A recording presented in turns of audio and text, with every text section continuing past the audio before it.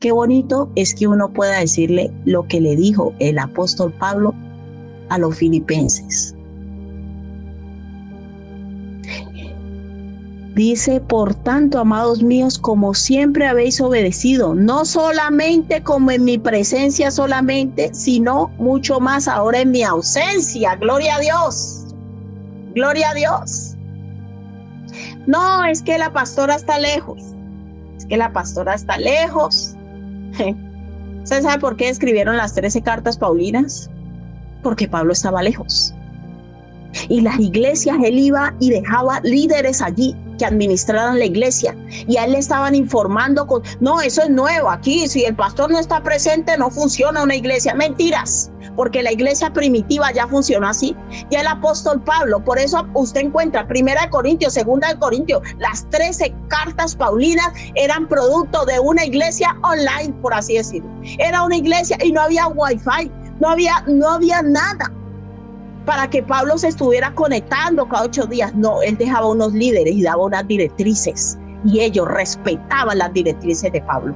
Y cuando las cosas no iban bien, le mandaban una carta a Pablo que igual se tardaba meses, o solo Dios sabe cuánto se tardaba, y le decían, Pablo, lo que está sucediendo, le informaban a Pablo.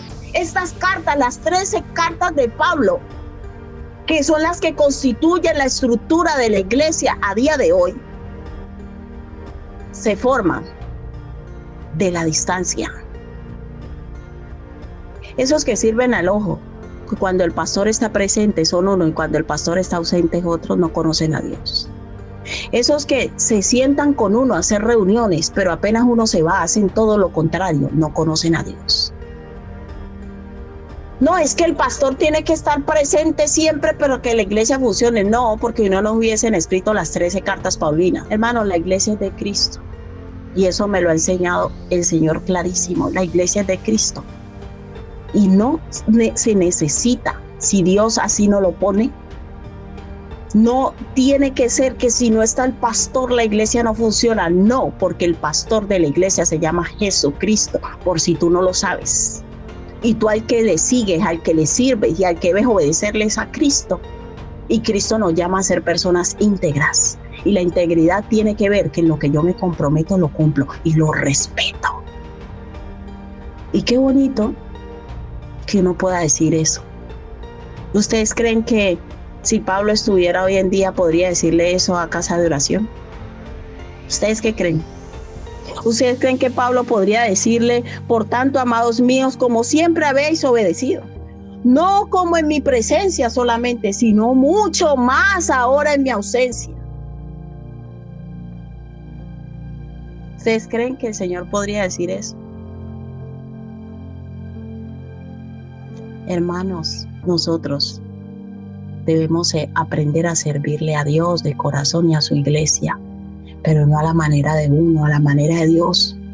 Y se requiere que uno permita que el Espíritu Santo trabaje en uno para aprender a hacer las cosas a la manera de Dios. Hermano, nosotros no debemos preocuparnos por honrar a los hombres, es por honrar a Dios. ¿Cuándo en verdad vamos a cambiar y vamos a aprender a ser humildes, a respetar a Dios, a honrarlo? Señor, tú me has puesto en esta área de servicio, voy a hacerlo con excelencia para ti. Voy a respetarte, voy a sujetarme y a respetar las normas y las directrices que a mí me dieron en eso. Si no lo voy a cumplir, no me meto. Pero es vergonzoso, hermano, que usted quede con alguien y luego usted cambie todo a su manera. O sea que usted no respeta a Dios. No es al ser humano. Es Dios el importante aquí. El importante es Dios en medio de nosotros. Que cada cosa que hagamos busquemos honrarle. Que Dios se sienta agradado y diga, buen siervo fiel, en lo poco has sido fiel, en lo mucho te pondré. Que cuando usted termine su servicio diga, Señor, ¿en verdad te gustó lo que hice hoy para ti? Sí, hijo, me gustó. Llegaste temprano, organizaste todo, yo te estaba observando, porque tú caminas en mis planes eternos. Gracias, Padre.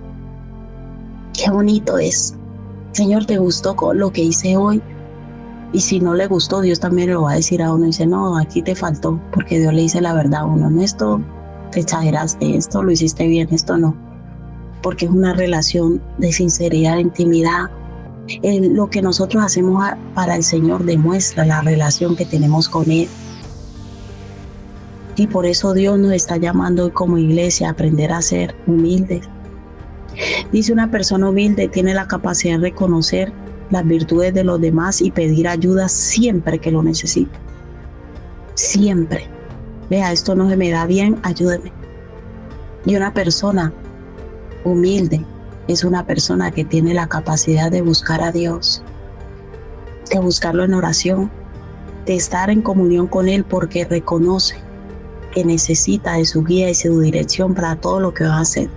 Dice, igualmente jóvenes, estad sujetos a los ancianos y todos sumisos. Vea, a uno le mencionan esas palabras y los que tienen sus problemas agudos de rebeldía se le empieza a remover todo por dentro porque sumiso, entonces yo tengo que hacer lo que a mí me dice. O sea, todos esos principios son del reino de Dios, que la gente, como el mundo está cargada de rebeldía, de egoísmo, de narcisismo, aquí hago yo lo que me da la gana, yo mando, a mí nadie me dice nada.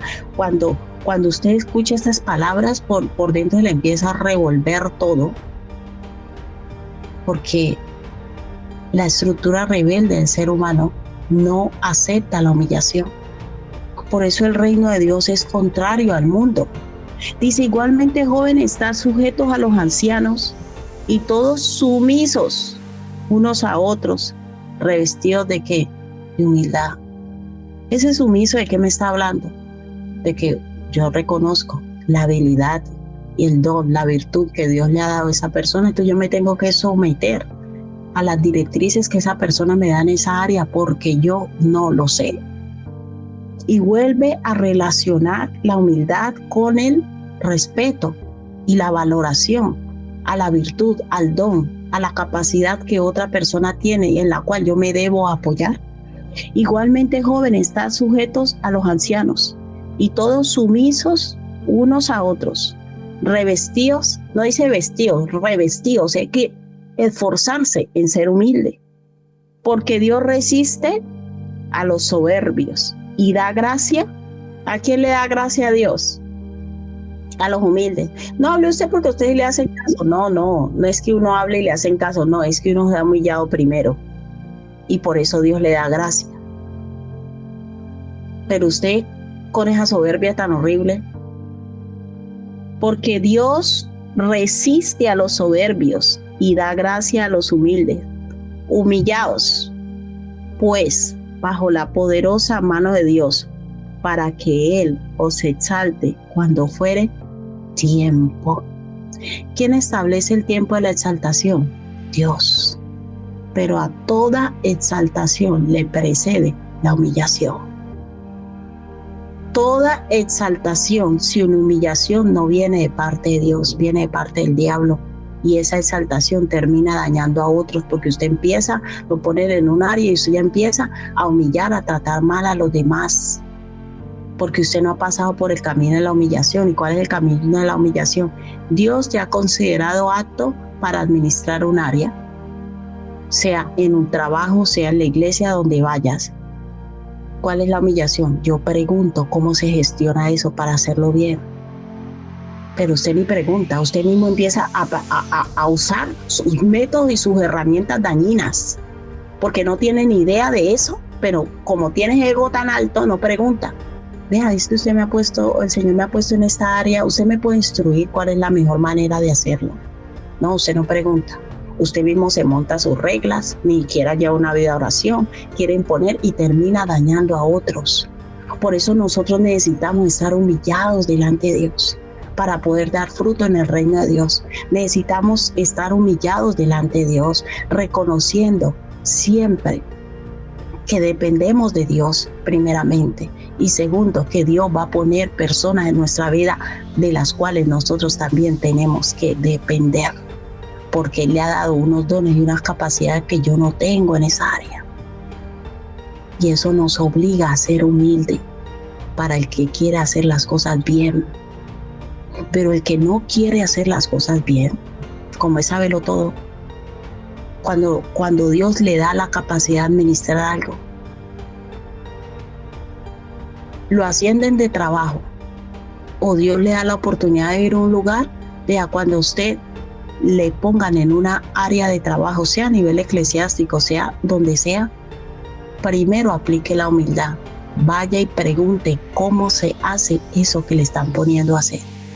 Mira, a mí me gustaría hacerlo de la mejor manera posible. ¿Me puedes instruir un poco de acuerdo a tu experiencia de cómo debo hacerlo? Bueno, todavía no lo han puesto, ya tienes el pecho por allá. No, yo llegué aquí, yo voy a cambiar todo esto, yo lo puedo hacer mejor y terminas dañando. No pida consejo, sea humilde. No es que usted va a acatar todo, pero sí hay cosas que son rescatables de la experiencia que la otra persona ya pasó.